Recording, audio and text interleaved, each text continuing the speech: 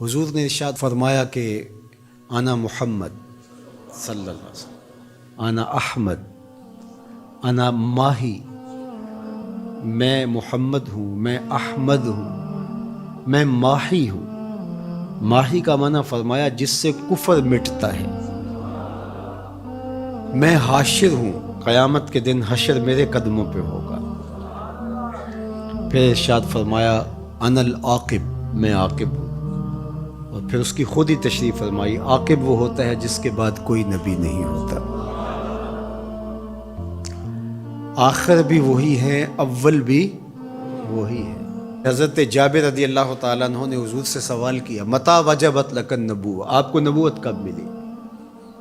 تو حضور نے اس کا جواب کیا دیا، کنت نبیا وآدم بین الماء والطین، میں اس وقت بھی نبی تھا جب آدم علیہ السلام کا خمیر تیار ہو رہا تھا۔ وہ مٹی اور پانی کے درمیانی مراحل میں تھے کہ میرے سر پہ نبوت کا تاج سجا ہوا تھا۔ اپنے وصف حضور نے خود بیان کیے اور یہ حضور کا حق ہے، چونکہ حضور علیہ السلام سے پیار کرنا، حضور کی عظمتوں کو ماننا، حضور کی رفتوں کا اقرار کرنا، یہ تقاضۂ دین ہے۔ اس لیے حضور اس کو بیان کرنے پہ مامور ہیں، اس لیے بیان کرتے ہیں انا محمد، میں محمد ہوں۔ اور محمد کیا ہوتا ہے؟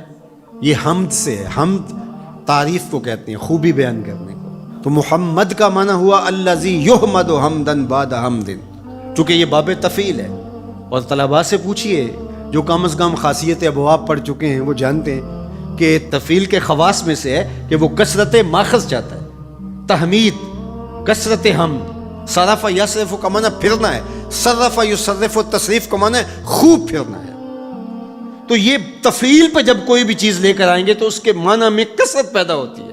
تو حامدہ یحمدو کا معنی حمد کرنا ہے، اور حمدہ یحمد تحمید کا معنی خوب حمد کرنا ہے، اور اس سے محمد نکلا تو پھر اس کا معنی یہ ہوا الذی یحمد حمدا بعد حمد۔ محمد وہ ہوتا ہے جس کی بار بار تعریف کی جائے، قلم ٹوٹ جائیں تعریف پھر بھی ختم نہ ہو، سیاہیاں سوکھ جائیں تعریف پھر بھی ختم نہ ہو، کاغذ ختم ہو جائیں تعریف پھر بھی ختم نہ ہو، زندگیاں ختم ہو جائیں تعریف پھر بھی ختم نہ ہو، زمانے بیت جائیں، صدیاں لٹ جائیں تعریف پھر بھی ختم نہ ہو۔ محمد وہ ہوتا ہے تھک جائیں ہار کے ہاتھ باندھ کے کہیں لا یمکن الثناء کما کان حقہ بعد از خدا، بزرگ تو ہی ہم نے اپنے بڑوں سے سنا ہے، ایک اللہ ہی تم سے بڑا ہے۔ محمد وہ ہوتا ہے جس کی بار بار تعریف کی جائے، تعریف کی اپنی تعریف ختم ہو جائے، محمد کی تعریف ختم نہ ہو۔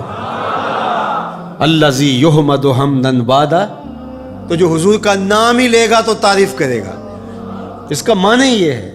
اچھا ہم لوگ تو جانتے نہیں ہیں عربی، لیکن عرب تو جانتے تھے کہ محمد کا معنی کیا ہے۔ تو ایک دن انہوں نے دارالندوہ میں بیٹھ کے میٹنگ کی، صحیح بخاری میں روایت ہے، انہوں نے کہا کہ عجیب آدمی ہو تم تو اہل زبان ہو نا، اور محمد بھی کہتے ہو اور عیب بھی لگاتے ہو، یہ کیا بات ہوئی؟ انہوں نے کہا یار بات تو ٹھیک ہے، کہا پھر ایک کام کرو، یا محمد کہنا چھوڑ دو یا عیب لگانا چھوڑ دو۔ انہوں نے کہا ٹھیک ہے، ہم عیب لگانا تو نہیں چھوڑیں گے، بغض تھا، بھرا ہوا تھا نس نس میں۔ کہا ہم نام بدل لیتے ہیں۔ جی بدل لیں، کیا بدلیں گے؟ کہا مزمم رکھ لیتے ہیں، معاذ اللہ۔ تو جس طرح باب تفعیل پہ محمد ہے حمد سے، اس طرح باب تفعیل سے ہی مزمم آتا ہے، اور یہ مزمت سے ہے۔ تو انہوں نے معاذ اللہ بار بار مزمت کیا گیا، اس معنی میں لفظ مزمم نام رکھ لیا۔ تو وہ اس طرح مزمم کہہ کے اپنے خوب سے باطن کا اظہار کرنے لگے۔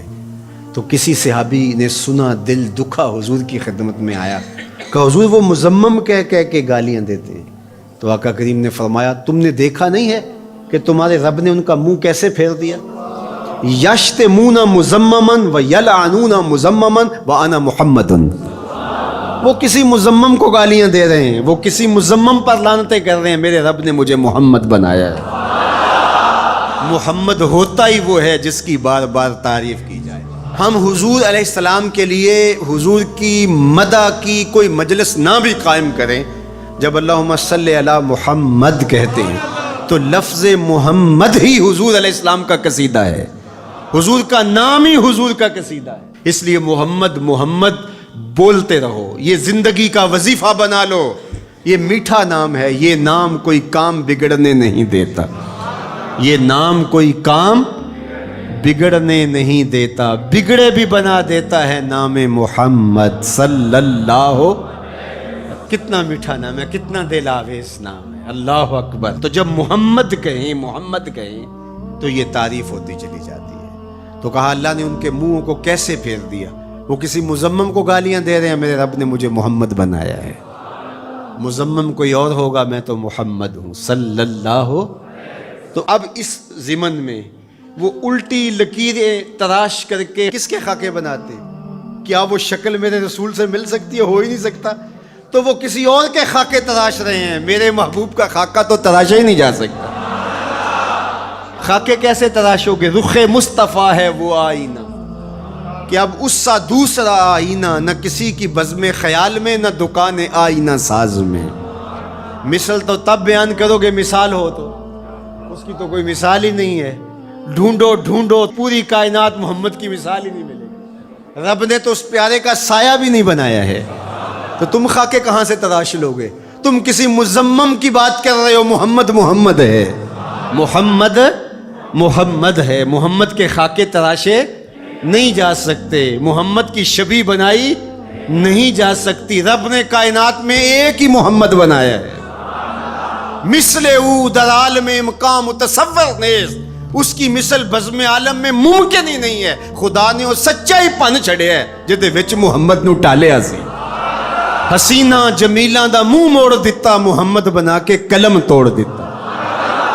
یہ کس کی لکیریں تراش رہے ہیں، یہ کس کے خاکے بنا رہے ہیں؟ میرے محمد کو رب نے بے مثال بنایا ہے۔ کوئی مثل نہیں ڈھولن دی، کوئی مثل نہیں ڈھولن دی، چپ کر میرے علی ایتھے جا نہیں بولن دی۔ یہاں تو لفظ بھی گنگ ہو جاتے ہیں، یہاں تو لفظ بھی ساتھ چھوڑ جاتے ہیں۔ تیرے جلووں کے آگے ہمت شرح و بیاں رکھ دی، تیرے جلووں کے آگے ہمت شرح و بیاں رکھ دی، زبان بے نگاہ رکھ دی، نگاہ بے زباں رکھ دی۔